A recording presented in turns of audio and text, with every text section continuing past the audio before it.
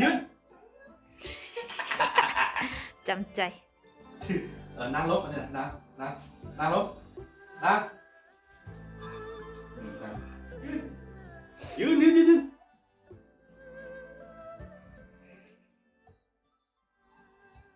นั่งลบ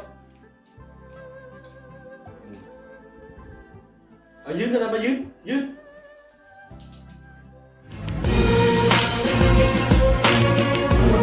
สบายดีแล้วก็สวัสดีทุกคนนี่จะต้อนรับเข้าสู่ช่องอาคาน้อยมื้อนี้บ่ได้ไปใส่เด้ออยู่บ้านแล้วก็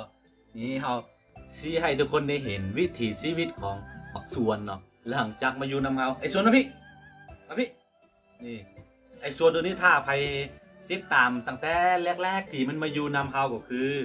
เอามาจากเมืองสิงห์เด้อเนาะมันรอดตายมาที่จริงมันพามื้อนั้นเฮาบ่อยู่นี่ตายแล้วคือเขาสิไปใช้พิธีไม่อย่างก็ขึ้นเสาเฮ็ดทอกสาวเนาะคือตามความเชื่อของชนเผ่าอาค่าเนาะตัวนี้สามารถเลยว่าปกป้องจากสิ่งบ่ดีนะเขาเชื่ออย่างนี้เลือดหมาเนาะเพราะฉะนั้นเวลาเฮ็ดเฮือนเขาก็จะฆ่าคนอะค่ะจะฆ่าหมาคนอาฆาตตะกี้เด้อตอนนี้ก็คือกันเนาะแต่บ่ฮู้ว่าหลายๆบ่อนคือกันบ่ก็เลยว่า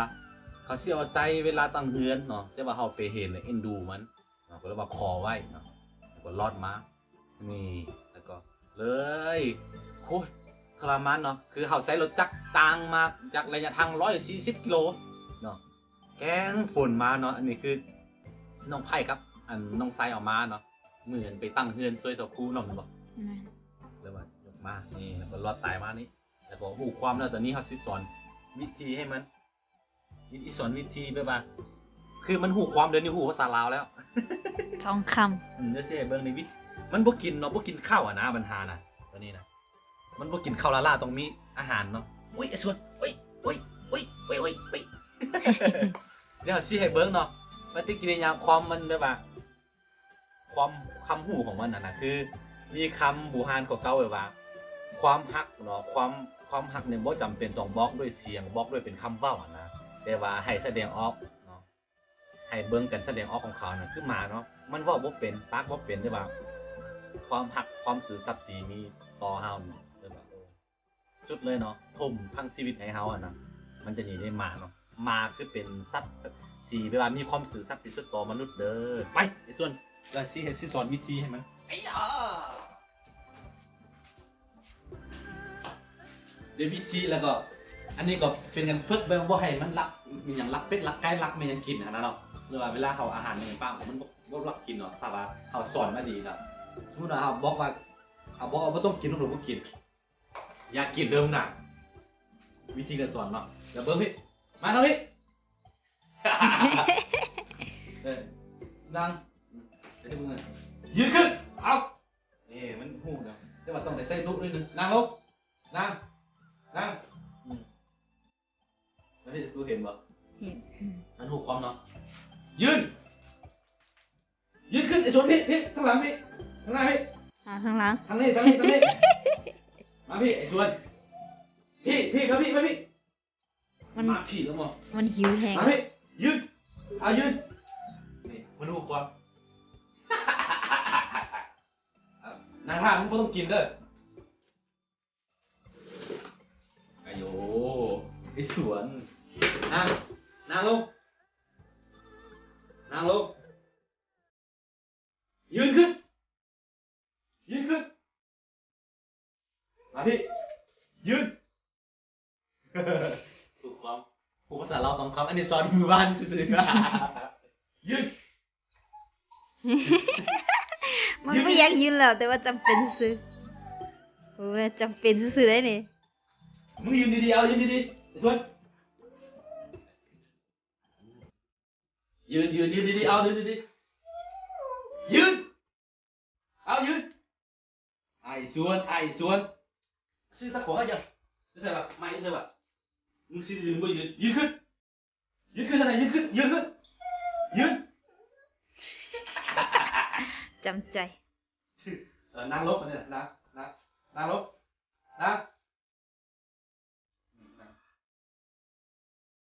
ยืน นั่งลงนั่งลงยืนขึ้นไอ้โอ้เป็นตาแซ่บเลยเดี๋ยวเขาสิเบิ่งปฏิกิริยาว่าเขาสิเอามีปากเหรอครับมันสิกินบ่นะเขาสิบอกว่าบ่ต้องกินเด้ออันนี้อะลูอะลูอะลูอะลูอะลูเฮ้ยเฮ้ย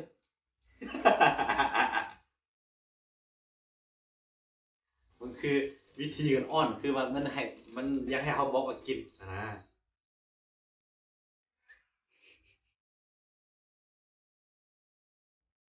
ส่วนกินไหมกินกิน ยันเอามันยันไอไห่ใส่มัน ยืนขึ้นยืนขึ้นไอ้ชวนยืนเอายืน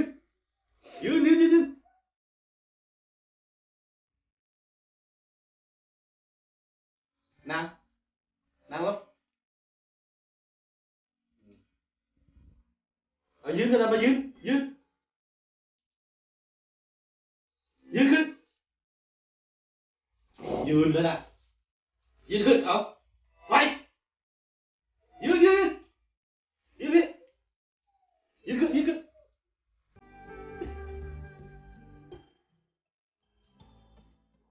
โอ้โห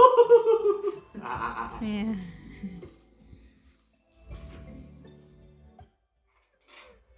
นี่คือวิธีฝึกเนาะ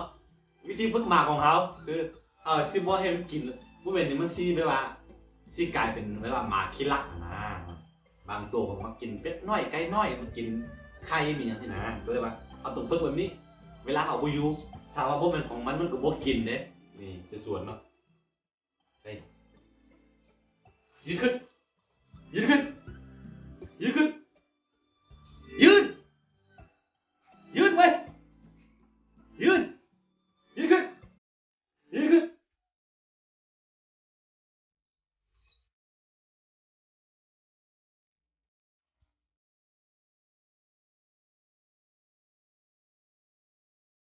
เอา เดี๋ยวอาชิเบิ่งว่ามันอดได้ทำไดเนาะเดี๋ยวสิมีน้ำลายย่อยออกมา อุ้ยน่ากินเว้ยสวยน่ากินเลยอู้อู้ เฮ้ยอยาเด้อไม่เอาพ่อกินเด้อ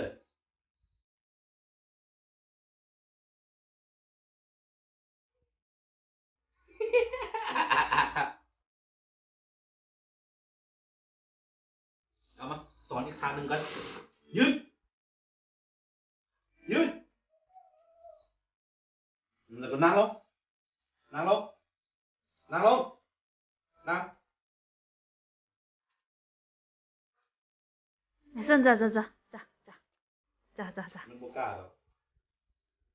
นี่ มันมาอ่อนแล้ว มันมาอ่อนแล้ว มานี่มานี่ไว้ไอ้ส่วนไอ้ส่วนไอ้ส่วนเบิ่งเอาเป็นคนมาอยู่ดูไอ้จะมามาไปกินเฮ้ยเอายืนขึ้นกันยืนขึ้น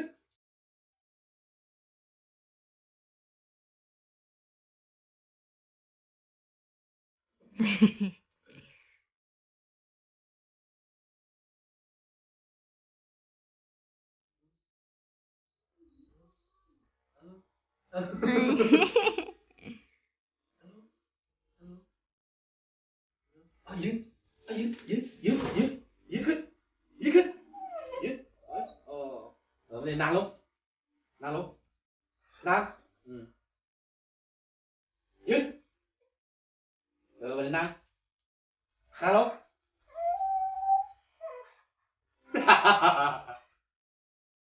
ยืนเฮ้ยยืนไอ้ชวนยืนขึ้นดมมือกันไอ้ยี่ได้สิ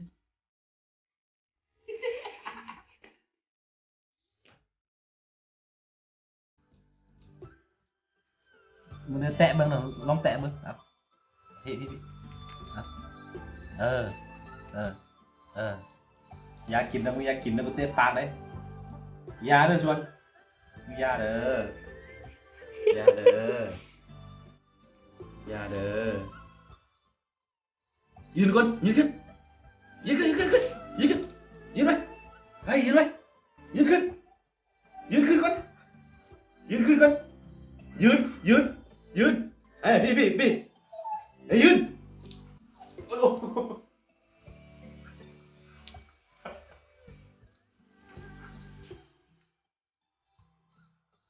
กินเยอะไอ้ส่วนกินกินกิน อ่ะ กินเลย อ่ะกิน เดี๋ยวสิบอกให้มาดิกินเลยบ่ตัวเอากินเลยกินเลย ย่านไอไข่ใส่มันที่ว่าตัวนี่ฮะ ย่าเราแหมมาสิกินบ่ตัวเอาอายุมากินไอ้หยาเอายืนบ้านหนึ่งก่อนอายุไอ้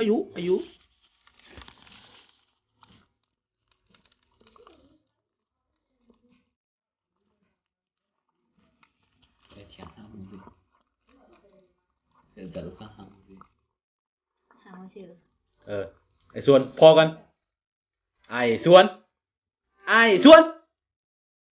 พอก่อนยังว่าพอก่อนเอ้ามึงบ่พออ่ะพอก่อน เฮ้ยพอก่อน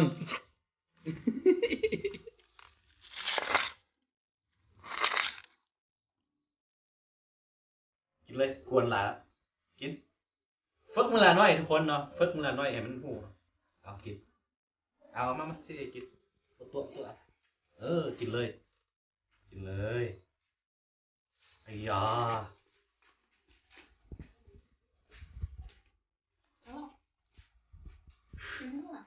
ไม่ต้องดึงอย่างนั้นมันค่อยๆกินจิกให้มันรู้ ค่อยๆกินเอาค่อยๆกิน มันสิกินแต่ปลาเลย เอาค่อยๆกินเอามาสิบอกก่อนแป๊บนึงค่อยๆกินเอาเข้าห้องเอา บ่กินข้าว เอา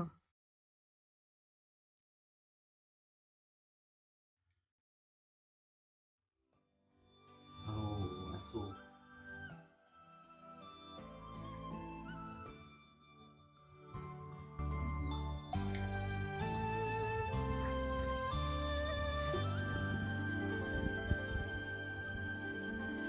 จุ๊บเบ็ดเบ๊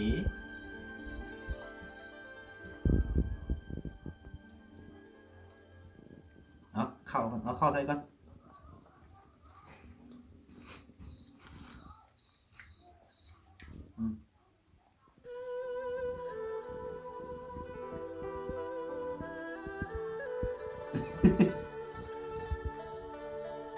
ค่อยๆกิน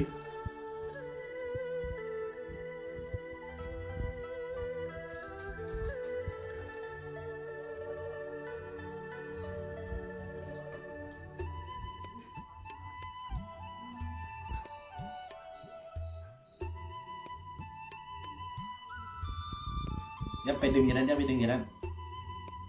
ย่างนั้นไอ้สวนเอาว่าพวกคู่ความมาเอา มันจิกเว้ย โอ้ยเห็นแล้วเข้าก่อนเ